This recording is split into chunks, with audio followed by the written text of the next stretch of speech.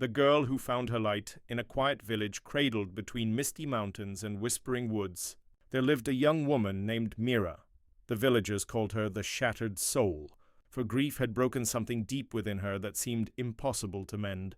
Mira's pain began when she was only 7 years old. A winter illness swept through the village, taking both her parents within days of each other. She moved in with her uncle's family, who cared for her as best they could.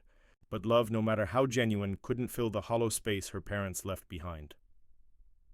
As the years passed, Mira withdrew into herself. Memories haunted her, her mother's laughter, her father's steady hands. Guilt consumed her, though she'd done nothing wrong. She built walls around her heart and kept everyone at arm's length. The only place Mira found peace was in the wilderness. She'd wander deep into the forest where ancient trees stood like silent guardians and streams sang their timeless songs. Among the moss and shadows, her breathing would slow, and for brief moments the weight would lift. One afternoon, Mira ventured further than ever before.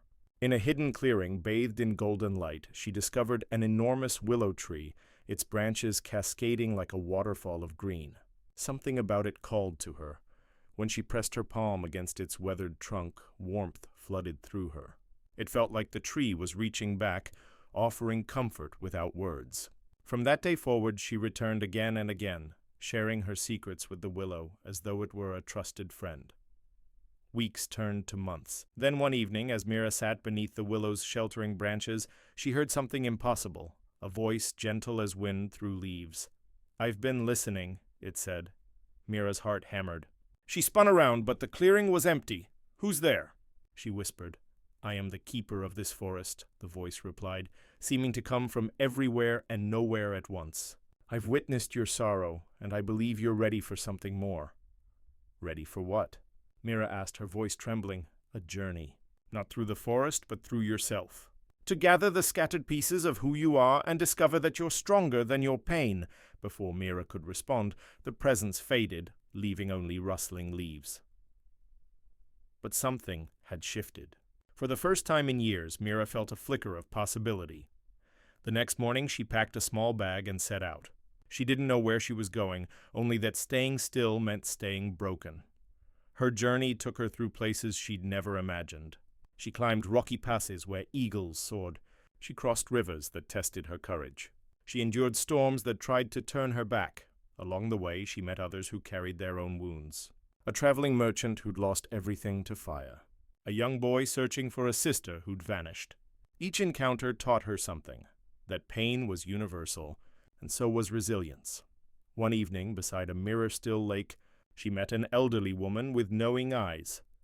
"You carry something heavy, child," the woman observed. Mira found herself speaking truths she'd never voiced. Her guilt, her anger, her fear that she'd never be whole again.